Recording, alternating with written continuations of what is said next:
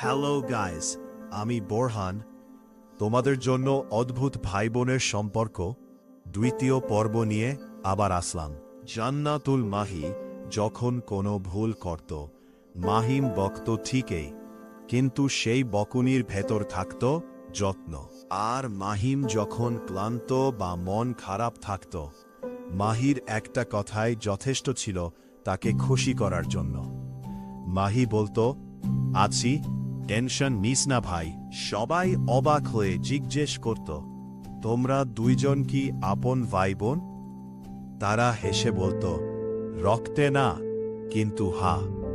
সবচেয়ে সুন্দর বিষয়টা ছিল বিশ্বাস। মাহিম জানত মাহি কখনো তার সম্মান নষ্ট করবে না। মাহি জানত মাহিম কখনো তাকে একা ছেড়ে যাবে না। জীবন বদলেছে, সময় বদলেছে, কিন্তু তাদের সম্পর্ক বদলায়নি, বরং আরও মজবুত হয়েছে। কারণ কিছু সম্পর্ক নাম দিয়ে নয়, অনুভূতি দিয়ে তৈরি হয়। এটা ছিল দ্বিতীয় অংশ।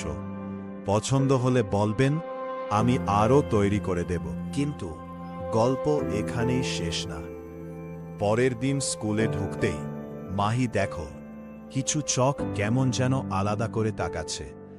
ফিসফাস শুরু, ওই দেখ, ওরা একসাথে আসে যায়। একজন মজা করে বলে উঠল, আরে সত্যি করে বলতো, তোমরা কি?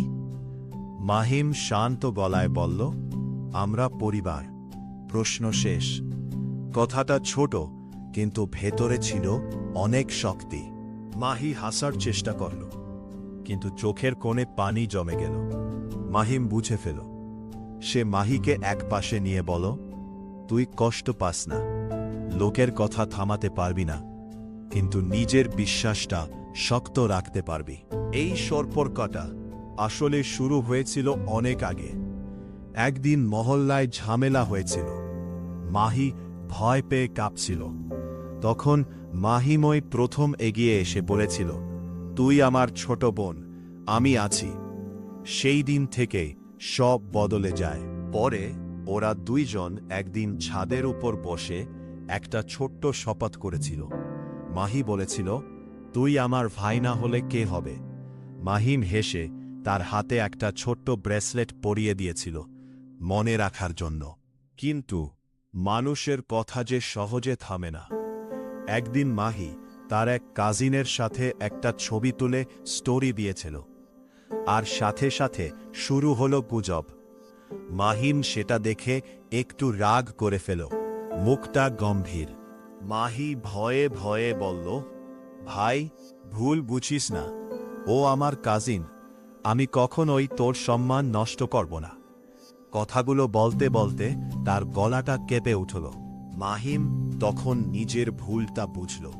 সে ধীরে করে বলল, আমি তোকে বিশ্বাস করি মাহি, রাগটা তোর ওপর না, লোকের ওপর। তারপর দুজনের মধ্যে সেই চেনা হাসিটা ফিরে এলো। এর পরের সপ্তাহে আবার কেউ দুজনকে নিয়ে বাজে কথা ছড়াতে চাই। মাহিম এবার আর চুপ থাকল না। সে সোজা বলে দিল, কারো বোনকে নিয়ে কথা বলার আগে নিজের পরিবারকে মনে রেখো। সবাই থমকে গেল। কিন্তু সত্য কথা বললে অনেক সময় ঝামেলাও হয়। শিক্ষক ডেকে বললেন, ক্লাসে গোলমাল করছ কেন? মাহি তখন সামনে এসে বলল, স্যার, ও গোলমাল করেনি, ও শুধু আমাকে প্রোটেক্ট করেছে। সেদিন বিকেলে দুজন ছাদের উপর দাঁড়িয়ে বাতাস খাচ্ছিল। মাহি বলল, ভাই, বড় হয়ে তুই দূরে চলে গেলে? মাহিম মাথায় হাত রেখে বলল, দূরে গেলেও তুই আমার পরিবার, আমি ফিরেই আসব। আসলে এই গল্পটা আমাদের একটা কথাই শেখায়, রক্তের সম্পর্কেই সব না। যে মানুষটা পাশে থাকে, সম্মান বাঁচায়, ভরসা দেয়, সেই আপনার আপন। মাহিম আর মাহি সেটাই প্রমাণ করেছে। আপনাদের কাছে একটা প্রশ্ন, আপনার জীবনে এমন কেউ আছে যে রক্তের না হয়েও পরিবারের মতো? কমেন্টে লিখে জানাবেন। আর গল্পটা ভালো লাগলে একটা লাইক দিয়ে